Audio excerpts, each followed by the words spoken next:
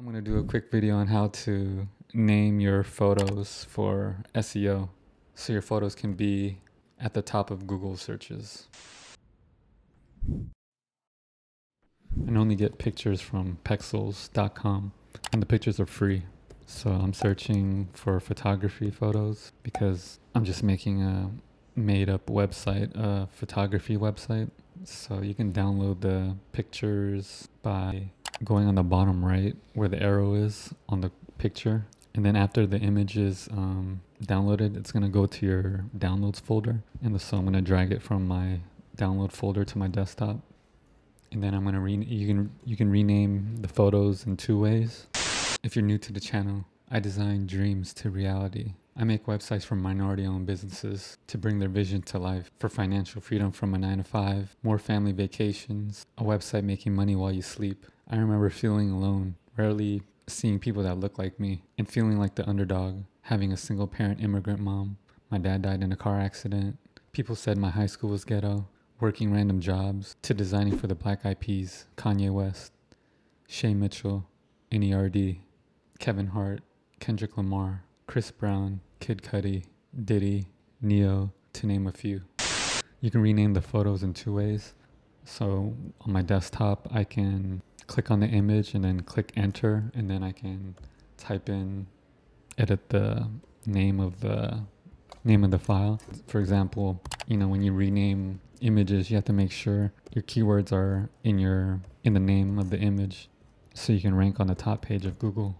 So my keyword, as if I had a photography website, I would put in, like, if my keyword was photography, and I put my business name, creative photography, and then the keywords photography, and then I could, for this girl, she looks like she's in Paris, so I could just describe the image as Paris, so creative photography Paris. The second way, you can just click on the image and then click on the name of the image,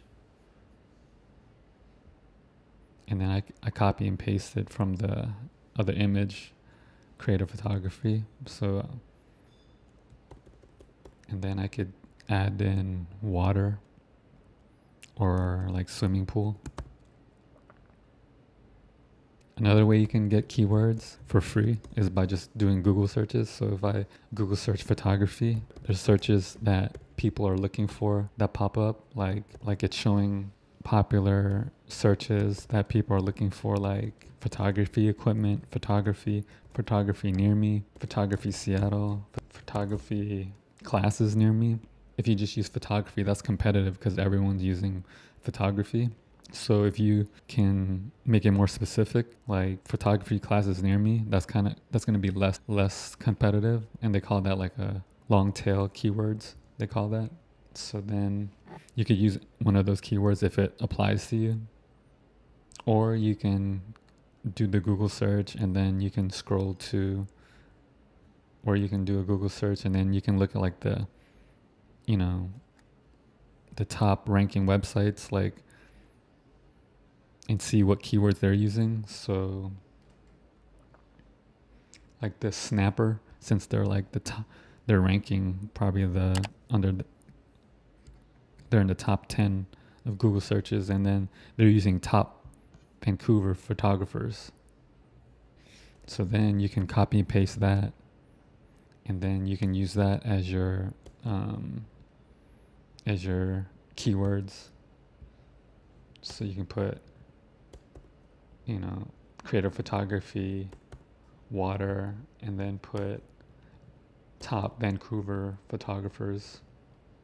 Or you can scroll and then on your Google searches, and then where it says related searches, that's another place where people are typing in their keywords, what other popular keywords people are using. So like wedding photographer Vancouver, freelance photographer Vancouver, famous photographers Vancouver, family photographer Vancouver, event photographer Vancouver.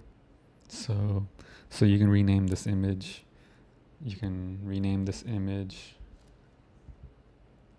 For example, using the keywords wedding photographer Vancouver.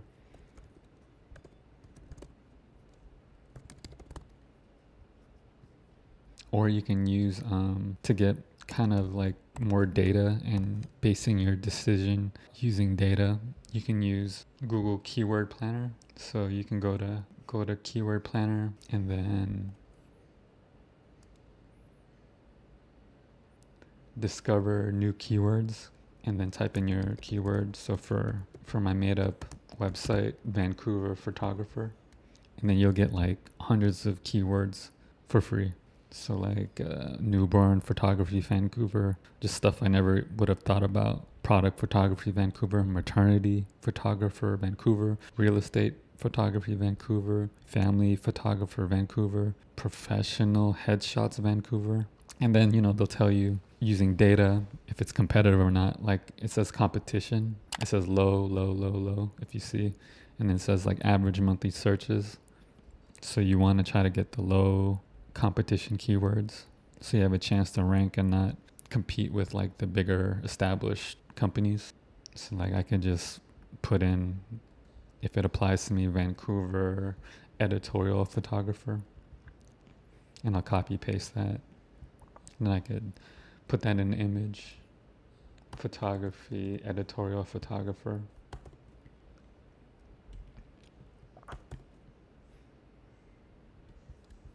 A lot of people in the industry, they use SEMrush to get full data, like how much people are paying for a keyword, and it'll say like how much traffic that keyword gets a month. I prefer to use accurate data so I can get better results. It'll tell you how much average searches per month, like if a keyword gets 10,000 searches per month, and then like if the competition is low or high, it'll tell you how much people are paying for the keyword.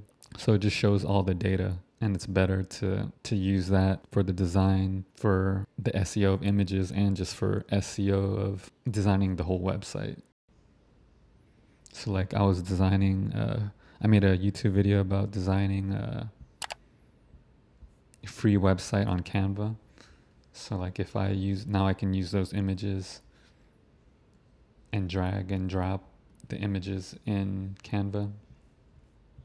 And then I'm going to resize the image by going to the bottom right corner. And I'm going to crop the image to a square, a 1x1 square. And then I'll resize that.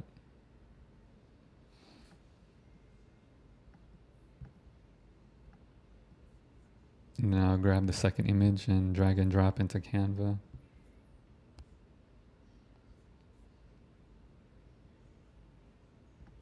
And I'll do the same thing. I'll resize it, grab it by the bottom corner, and drag the image. And then I'm going to crop and do a 1x1 square crop. So you can see the full video of this, how I made a website on Canva for free. I'll link it in the end of this video.